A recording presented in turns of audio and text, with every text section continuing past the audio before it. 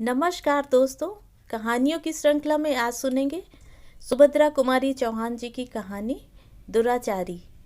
लेकिन उससे पहले मेरा आपसे विनम्र अनुरोध है कि अगर आपको मेरी कहानियाँ अच्छी लगती हैं तो मेरे चैनल को सब्सक्राइब ज़रूर करें, लाइक करें, शेयर करें और बेल आइकन दबाना बिल्कुल भी ना भूलें। आज सुनिए दुराचारी। पंडित सेवाराम के हाथ से सुमरनी छूटकर गिर पड़ी। वह झल्लाए से उठकर पूजा की कोठरी से बाहर बरामदे में चले आए। बरामदे से गाना और भी साफ साफ सुनाई पड़ने लगा। मुंशी दयाशंकर के तिमंजले पर से कोई कोकिल कंठी गा उठी, नीर भरन कैसे जाऊं। सचमुच गीत बहुत ही मधुर और गाने का ढंग अत्यंत आकर्षक था।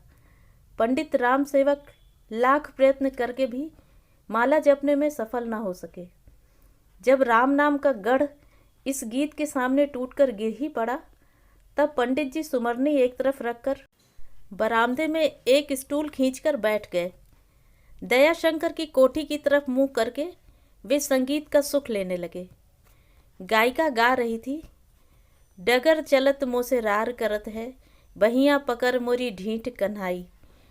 पंडित जी संगीत इतने तन्मय होकर सुन रहे थे कि वे अपने पड़ोसियों का आना भी न जान सके। उनकी तंद्रा तब टूटी जब उनके पड़ोसी किशन ने उनके कंधे पर हाथ धरते हुए पूछा, पूजा हो गई पंडित जी?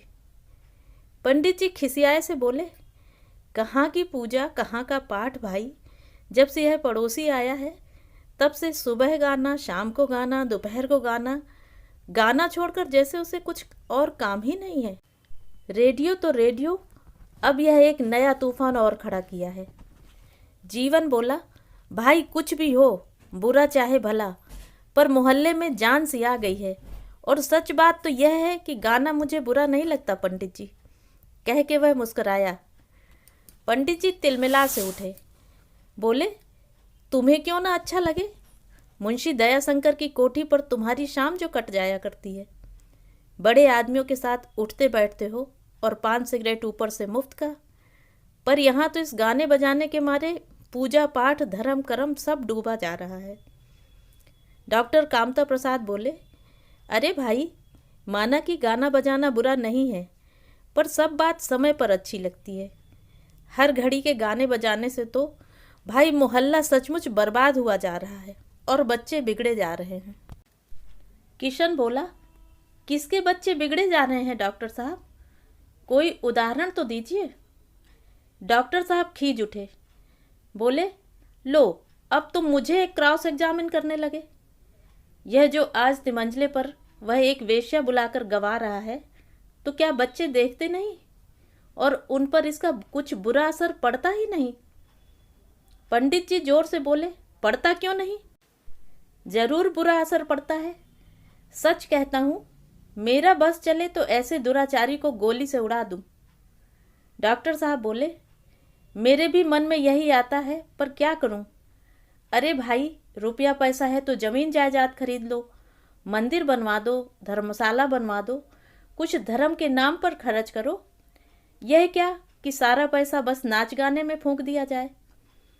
फिर स्वर को धीमा करके बोले, और भाई, शाम को 8 बजे के बाद तो वह सदा शराब के नशे में रहता है। ऐसा दुराचारी तो कहीं देखा नहीं। उसकी तो छाया भी छूना पाप है। धर्म कर्म से दूर सदा पाप में डूबा रहता है। पंडित जी ने जीवन की ओर देखा, फिर बोले, ना भाई, ऐसी बात जीवन भैया के सामने ना कहो।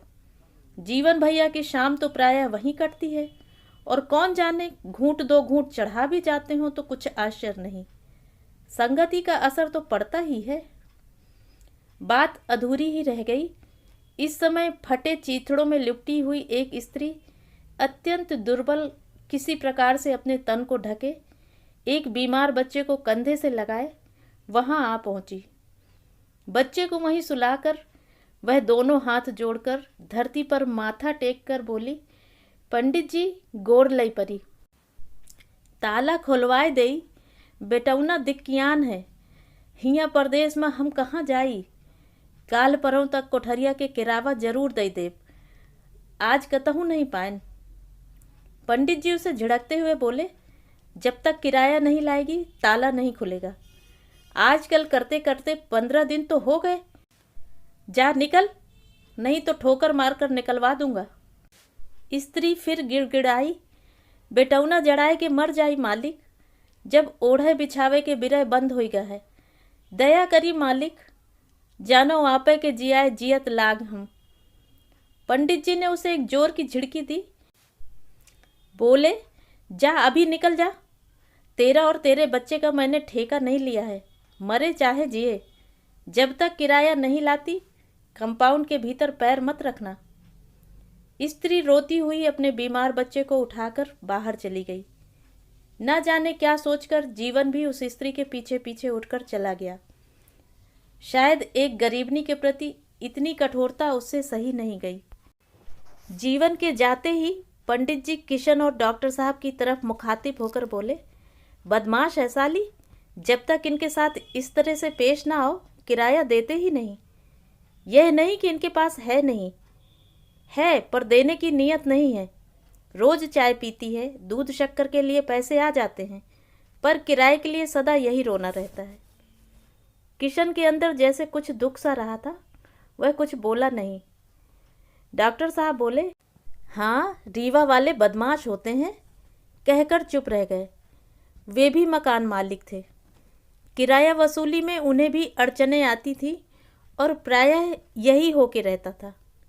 जब मजदूर अपना ताला बंद करके मजदूरी करने चले जाते, तब उन गरीब मजदूरों के कमज़ोर तालों पर इन मकान मालिकों के मजबूत ताले पड़ जाते, और जब तक वह मजदूर, फिर वह चाहे स्त्री हो या पुरुष, किराए की रकम लाके न दे दे, मकान मालिक का ताला नहीं खुलता था।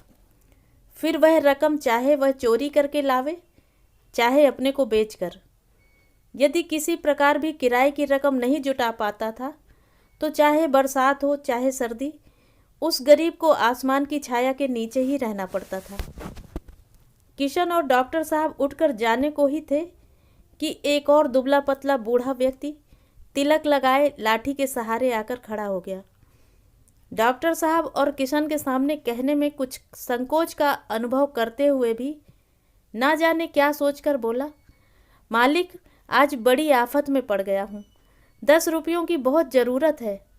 बहू को बाल बच्चा हुआ था, बुखार आ गया था, अब हवा लग गई है तो वह अर्र बर्र बकती है, बहुत गाफिल है। मेम आई थी देखने, 10 रुपए की दवा लिख गई हैं। आज का काम चला दो मालिक, आप ही का भरोसा है। पंडित जी ने बूढ़े की ओर घूर कर देखा। बोले, कोई जेवर लाए हो दीनू पंडित, या वैसे ही रुपया लेने आए हो? अभी तो पहले के ही रुपए पड़े हैं, एक धेला ब्याज तक नहीं मिला है। दीनू सिटपिटा सा गया। बोला, जेवर हम गरीबों के पास कहाँ है मालिक, आप सहारा न देंगे तो वह मर जाएगी। आप ही उसे जिलाइए, जिंदगी भर आपकी गुलामी करूँगा मालिक। पंडित जी झिड़कते हुए बोले, जेवर नहीं था तो फिर क्यों हाथ झुलाते हुए चले आए?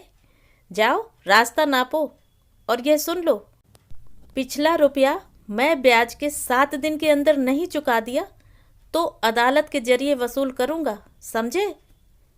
बूढ़ा दीनू हताश होकर चला गया।